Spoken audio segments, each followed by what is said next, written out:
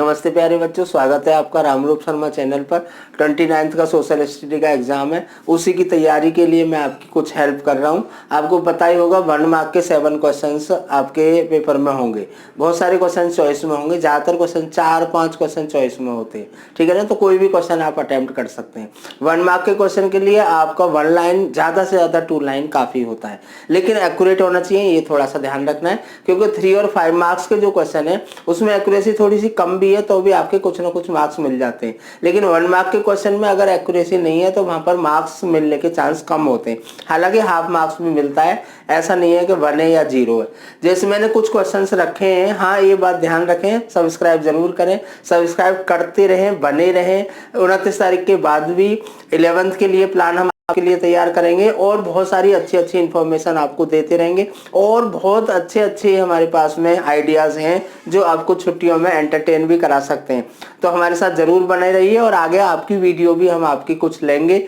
जैसे ही 29 ये मार्च खत्म हो जाएगा। मैं क्वेश्चन नंबर 1 मार्क के क्वेश्चन आपको डिस्कस कर रहा हूं।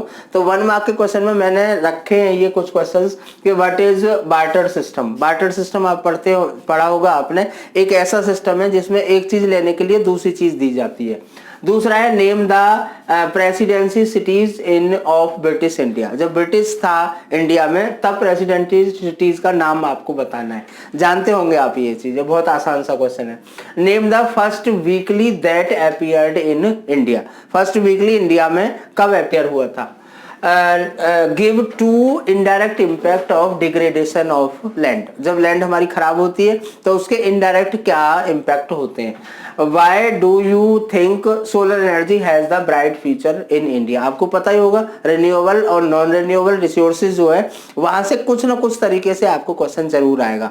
तो रिन्यूएबल रिसोर्स है सोलर एनर्जी, और आपको पता ही होगा पॉल्यूशन बिल्कुल नहीं करता है और बहुत कम कीमत में ये सेटअप हो जाता है।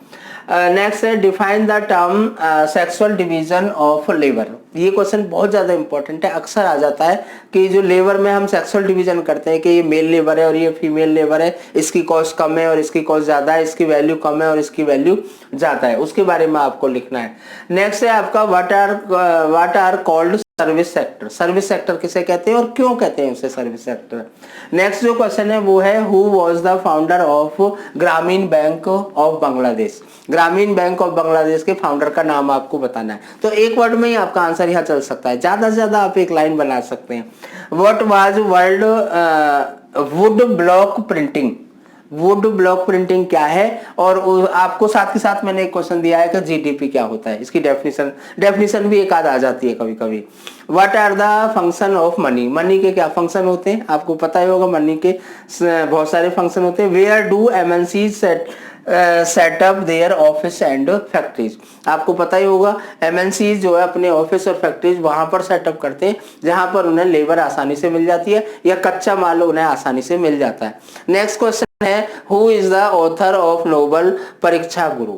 तो ये मैंने कुछ क्वेश्चन सैंपल क्वेश्चंस रखे हैं जो 1 मार्क के होंगे। ये भी काफी इंपॉर्टेंट है क्योंकि 7 जो क्वेश्चंस हैं आपके हार्डली 10 या 12 मिनट में हो जाते हैं और सीधे सीधे 7 मार्क्स दे देते हैं। ध्यान रहे, पढ़ के जाएं एग्जैक्टली, क्योंकि इसमें एग्जैक्ट आंसर, एक्यूरेट आंसर देना जरूरी है। लेकिन मैं ये भी नहीं कह रहा जब आपको नहीं आता हो तो कुछ ना कुछ जरूर लिखें, क्योंकि आधा मार्क्स भी इसमें मिल जाता है। मेरे साथ जरूर बने रहिए और चैनल को सब्सक्राइब जरूर करिए और मैं आपके साथ भी बने रहना चाहता हूँ। Thank you very much. All the